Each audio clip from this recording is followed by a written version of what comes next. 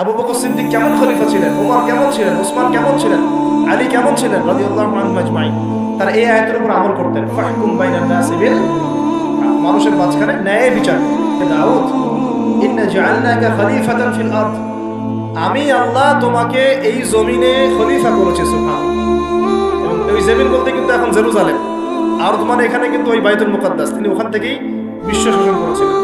তোমার দায়িত্ব কি হে দাউদ, তোমার কাজটা কি?